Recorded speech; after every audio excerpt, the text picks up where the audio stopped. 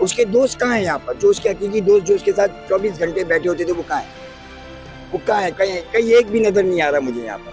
मैं आप सबको कह रही हूँ कि अगर कोई ऐसी सोच रख रहा है ना, तो याद रखें, अल्लाह का कानून बराबर है। थप्पड़ के बदले थप्पड़ है, जान के बदले जान है, माल के बदले माल है। रजा हर घर से उठेगा।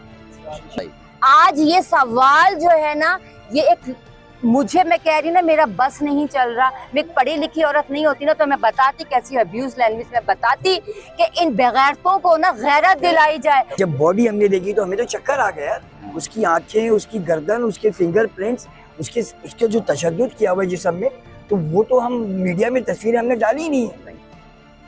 मीर रज़ा अली का जो केस है, उसकी तफ्तीशकारों की जानिब से तहकीकात जो है वो जारी है।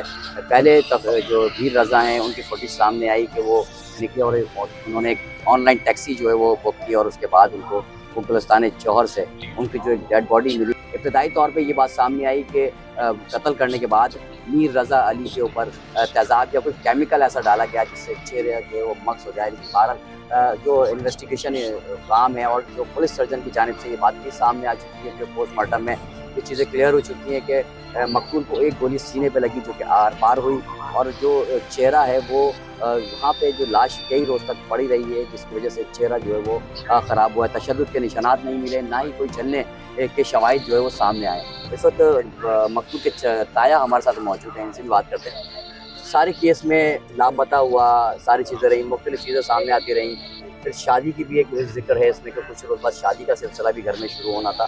तो बहुत सारी चीज़ें मिला के बड़े ही चीज़ें उनके सामने आई कि पुलिस ने खुदकुशी के हवाले से भी इस मामले को तहकीकात की है। क्या कहते हैं आप इस सारे मामले में, हुआ क्या है? दरअसल सबसे पहले तो मेरा नाम मीर हसन अली है। पार्टनर का मामला है, कोई पार्टनर था, कोई लेन देन थी, खुदकुशी की चीज़ें जो है वो फुटेज से क्लियर हो रही हैं, और ना ही कोई ऐसी चीज़ें सामने आई है। पोस्टमार्टम में भी ऐसे कुछ शवाहिद नहीं मिले हैं जिसमें ये बात सामने आए कि खुदकुशी है। अब मैं आपको एक छोटी सी बात, पहले आपको अपना इंट्रोडक्शन दे दूँ। मीर हसन अली मेरा नाम है, मैं उसका तायाब हूँ। मैंने मीडिया से थोड़ा परहेज़ किया क्योंकि बाप का और माँ का गम हम नहीं समझते। ठीक है ना, वो जो भी है मेरा फर्स्ट ब्लड है, मेरा बेटा ही है वो, लेकिन जो बाप का गम होता है हम नहीं समझ सकते। दूसरी बात, आपने कहा कई दिनों तक लाश पड़ी रही है। 28 की सुबह 4 बजे वो निकलता है घर से, फुटेजेस हैं कि जा रहा है, इन ड्राइव में बैठता है। हम वहाँ से निकलते हैं 5 बजे शाम में। सुबह 10:30 बजे हम पहुँचते हैं अपने भाई के घर के नीचे। सुबह 10:30 बजे, मतलब नॉन स्टॉप वहाँ से हम ड्राइव करके आए हैं। 10:30 बजे हम घर के नीचे पहुँचते हैं तो मेरा भाई कहता है कि जी मेरे पास इन ड्राइव की लोकेशन आ गई है, ये इस जगह पे ड्रॉप किया। 10:30 बजे हम वहीं से उसी हालत में गाड़ी में बैठे हैं, हम वहाँ जाते हैं। और वहाँ जाने के बाद वहाँ एक जो स्पॉट है उसके पास जो लोकेशन आ रही थी, हम उसके किचन भी था वहाँ, क्लाउड किचन जो था उसका, वहाँ पर भी गए। उन्होंने बोला कि जी यहाँ आया ही नहीं रात में। आगे पुलिस को उन्होंने क्या डिटेल्स दी हमें नहीं पता, लेकिन आपने कहा कई दिनों तक पड़ी रही है, तो उसका मैं जवाब दे रहा हूँ सिर्फ, कि बाकी डिटेल्स तो आपको पता ही है कि 12 बजे वहीं पर हमें पुलिस कहती है कि जी अभी हमने ये डेड बॉडी उठाई है, और उठाई नहीं है, उन्होंने बोला छिपा से हमने भेज दी। ठीक है ना, अव्वल तो पहली बात है कि ये अपनी इन्वेस्टिगेशन की तरफ गौर करे।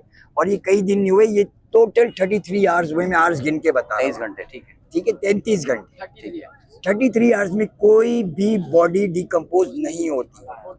ठीक है ना, जब बॉडी हमने देखी तो हमें तो चक्कर आ गया यार। उसकी आंखें, उसकी गर्दन, उसके फिंगरप्रिंट्स, उसके जो तशद्दुद किया हुआ है जिस्म में, तो वो तो हम मीडिया में तस्वीरें हमने डाली ही नहीं है। सही है। ठीक है, हमारे पास मौजूद है कि जिस टाइम हम चैलेंज करेंगे, अगर कोई बात ये कहते हैं खुदकुशी का, तो हम उसको चैलेंज करेंगे। जिस लेवल पे भी जाएंगे हम चैलेंज करेंगे कि आपने कैसे कह दिया।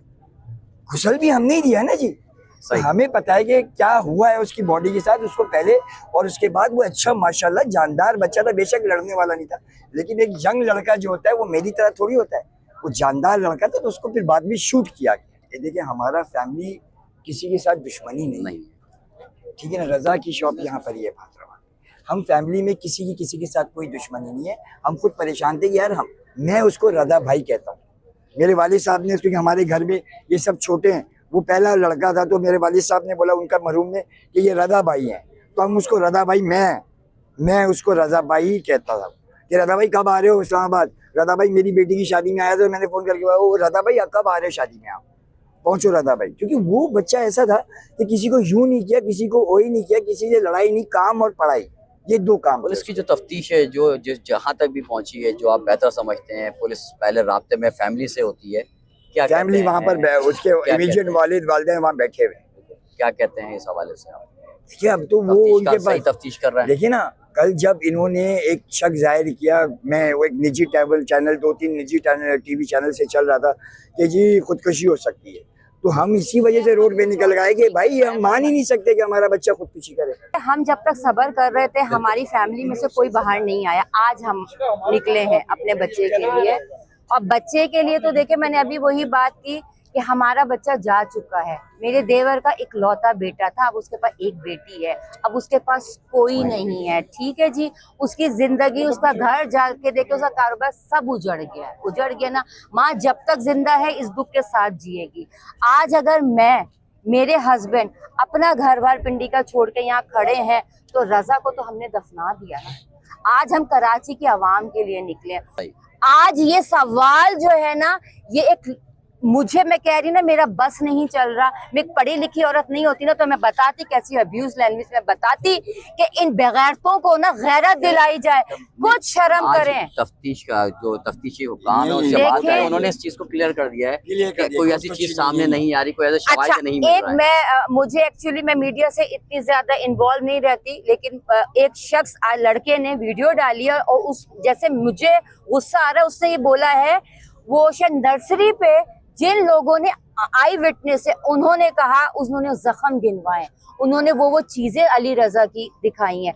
अच्छा, जिस रात मैं पिंडी से घर अपने आई थी, ताजियत करने के बाद मैं वापस अपने अम्मी अब्बू के गई हूँ, तो यकीन करें जो जिना से जब हम लोगों ने, मेरे हस्बैंड ने और देवरों ने, जब उसकी मैयत को गुस्ल के लिए लेकर आए, तो वो मेरे भाई ने सारा अरेंजमेंट किया।